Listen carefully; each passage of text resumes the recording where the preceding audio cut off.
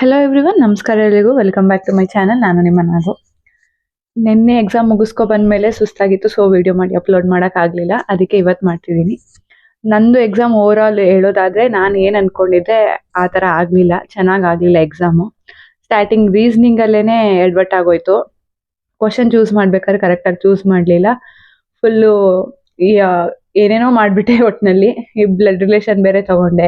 ಅದರಲ್ಲಿ ಇನ್ಲಾಸ್ಗಳೇ ಕೊಟ್ಟಿದ್ರು, ನಾನು ಇನ್ಲಾಸ್ ಬಿಟ್ಬಿಟ್ಟು ಬರೀ ಡಾಟರು ಮದರು ಈ ಥರ ಮಾಡಿಕೊಂಡು ಎಡ್ವರ್ಟ್ ಮಾಡಿಕೊಂಡೆ. ಅಲ್ಲೂ ಟೈಮ್ ವೇಸ್ಟ್ ಆಗೋಯ್ತು.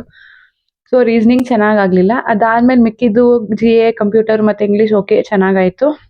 ಅದಾದ್ಮೇಲೆ ಮತ್ತೆ ಕ್ವಾಂಟ್ಸಿಗೆ ಬಂದರೆ ಅದು ನಂದು ಚೆನ್ನಾಗಾಗಲಿಲ್ಲ. ಅದರಲ್ಲೂ ಎಡ್ವರ್ಟ್ ಮಾಡಿಕೊಂಡೆ. ಸುಮ್ಮನೆ ಟೈಮ್ ವೇಸ್ಟ್ ಮಾಡಿದೆ ಆನ್ಸರ್ ಬರದೇ ಇರೋದ್ರ ಮೇಲೆ. ಸೊ ಓವರ್ ಆಲ್ ಹೇಳೋದಾದರೆ ನಂದು ಎಕ್ಸಾಮು ಚೆನ್ನಾಗಾಗಲಿಲ್ಲ. ಅದೇ ಇದರಲ್ಲಿ ಇದ್ದೆ, ಪ್ರೋಸೆಸ್ ಮಾಡಿಕೊಂಡು ಏನಕ್ಕೆ ಈ ಥರ ಆಯಿತು ಅಂತ ಎಕ್ಸಾಮ್ ಮುಗಿಸ್ಕೊಂಡು ಬಂದೆ. ಒಂಥರ ಮಂಕ್ ಆಗಿಬಿಟ್ಟಿದ್ದೆ. ಬಟ್ ಪಾಪ ಅವಾಗ ಒಬ್ರು ಬಂದು ಮಾತಾಡ್ಸಿದ್ರು, ನೀವು ಯೂಟ್ಯೂಬರ್ ಅಲ್ವಾ, ನಾನು ನಿಮ್ಮನ್ನ ಫಾಲೋ ಮಾಡ್ತಿದ್ದೀನಿ ಅಂತ. ನಾನು ಬರೀ ಹೌದಾ ಥ್ಯಾಂಕ್ ಯು ಅಂದೆ. ನಾರ್ಮಲ್ ಆಗಿದ್ದಿದ್ರೆ ನಾನು ಮಾತಾಡ್ಸುವೆ ಇನ್ನೂ ಹೆಂಗೆ ಮಾಡಿದ್ರಿ ಏನು ಎಕ್ಸಾಮ್ನ ಅಂತ. ಬಟ್ ಅವಾಗ ನಾನು ಅದೇ ಮಂಕ್ ಆಗಿದ್ದೆ.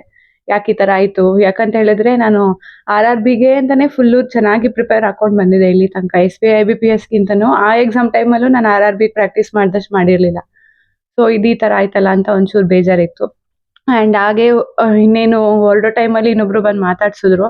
ಬಟ್ ಅವಾಗ ಆಲ್ರೆಡಿ ನಾನು ಆಟೋ ಬುಕ್ ಮಾಡಿಬಿಟ್ಟಿದ್ದೆ. ಸೊ ಅವ್ರು ಮಾತಾಡೋ ಟೈಮಲ್ಲಿ ಆಟೋದವರು ಬಂದು ಫೋನ್ ಮಾಡಿಬಿಟ್ರು. ಸೊ ಅವ್ರ ಜೊತೆನೂ ಕರೆಕ್ಟಾಗಿ ಮಾತಾಡೋಕ್ಕಾಗಲಿಲ್ಲ.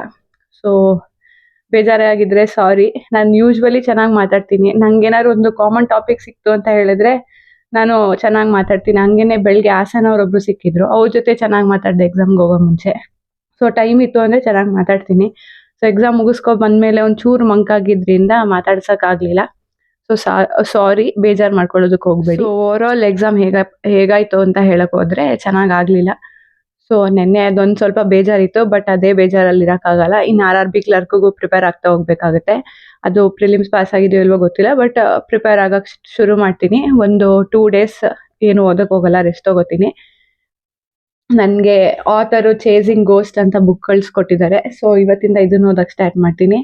ಆ್ಯಂಡ್ ಹಾಗೆ ನೆನಪೇ ನಿತ್ಯ ಮಲ್ಲಿಗೆ ಅಂತ ಅನಂತ್ ಕುಣಿಗಲ್ ಅವರು ಬರೆದಿದ್ದಾರೆ ಬುಕ್ಕು, ಅದನ್ನು ಅವ್ರು ಕಳಿಸ್ಕೊಟ್ಟಿದ್ದಾರೆ. ಸೊ ಅದೆರಡು ಬುಕ್ಕು ಓದ್ಕೊಂಡು RRBಗೆ ಅಂತ ಪ್ರಿಪೇರ್ ಆಗ್ತಾ ಹೋಗ್ತೀನಿ. ಬಟ್ ಇವತ್ತೇನು ಓದೋದಕ್ಕೆ ಹೋಗಲ್ಲ. ನಾಳೆ ಏನೇನು ಓದೋದು ಯಾವ್ದ್ಯಾವ್ದ್ರಿಂದ ಅಂತ ಎಲ್ಲೋ ಒಂದು ಕಡೆ ಬರ್ಕೊಂಡು ಹೋಗ್ತೀನಿ. ಬಿಕಾಸ್ ನಂದು ಮೇಯ್ನಾಗಿ ಕ್ವಾಂಟ್ಸಲ್ಲಿ ನಾನು RRB ಕ್ಲರ್ಕ್ ಮೇನ್ಸ್ದು ಅಕ್ಟೋಬರಲ್ಲಿ ಒಂದು ಸುಮ್ಮನೆ ಕೊಟ್ಟಿದ್ದೆ ಎಕ್ಸಾಮು, ಮಾಕ್ ಎಕ್ಸಾಮು.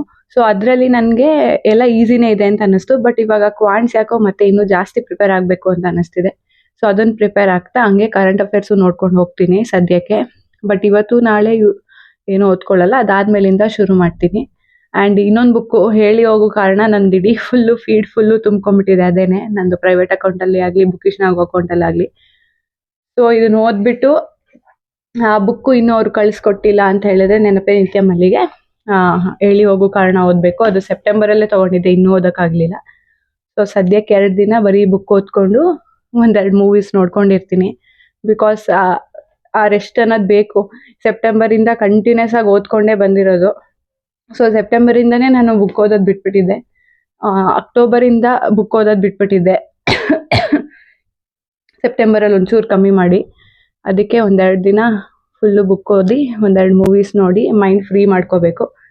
ಅದೆಲ್ಲ ಆದಮೇಲೆ ಮತ್ತೆ ಡೈರೆಕ್ಟ್ ಓದೋಕ್ಕೆ ಶುರು ಮಾಡ್ತೀನಿ. 1 ತಿಂಗಳು ಕರೆಕ್ಟಾಗಿ ಓದ್ಕೊಂಡು ಪಾಸ್ ಆಗಿದ್ರೆ ಮೇನ್ಸ್ ಚೆನ್ನಾಗಿ ಬರ್ಬಿಟ್ಟು ಬರೋದು. ಪಾಸ್ ಆಗಿಲ್ಲ ಅಂತ ಹೇಳಿದ್ರೆ ಮಿಕ್ಕಿದ ರಿಸಲ್ಟ್ಗೆ ವೆಯ್ಟ್ ಮಾಡಿ, ಅದು ಅಲ್ಲೂ ಆಗಲಿಲ್ಲ ಅಂತ ಹೇಳಿದ್ರೆ ಇನ್ನೊಂದು ವರ್ಷ ಮತ್ತೆ ಕೂತ್ಕೊಂಡು ಓದಬೇಕಾಗುತ್ತೆ. ಸೊ ನೋಡೋಣ ಹೇಗಾಗುತ್ತೆ ಅಂತ. ಆ್ಯಂಡ್ ಹಾಗೆ ನಿಮ್ಮದೆಲ್ಲ ಎಕ್ಸಾಮ್ ಹೇಗಾಯಿತು, ಚೆನ್ನಾಗಿ ಮಾಡಿದ್ರಾ ಅಂತ ನನಗೆ ಕಮೆಂಟಲ್ಲಿ ತಿಳಿಸಿ. ಚೆನ್ನಾಗಾಗಿಲ್ಲ ಅಂತ ಹೇಳಿದ್ರೆ ಬೇಜಾರು ಮಾಡ್ಕೊಳ್ಳೋದಕ್ಕೆ ಹೋಗಬೇಡಿ. ಆಗೋದೆಲ್ಲ ಒಳ್ಳೇದಕ್ಕೆ ಅಂತ ಅಂದ್ಕೊಂಡು ನೆಕ್ಸ್ಟ್ ಎಕ್ಸಾಮ್ಗೆ ಪ್ರಿಪೇರ್ ಆಗಿ. ಆ್ಯಂಡ್ ಈ ವಿಡಿಯೋ ಇಷ್ಟ ಆಗಿದ್ರೆ ಲೈಕ್ ಮಾಡಿ, ಶೇರ್ ಮಾಡಿ, ಕಮೆಂಟ್ ಮಾಡಿ. ಆ್ಯಂಡ್ ಸಬ್ಸ್ಕ್ರೈಬ್ ಮಾಡೋದಂತೂ ಮರಿಬೇಡಿ. Thank you.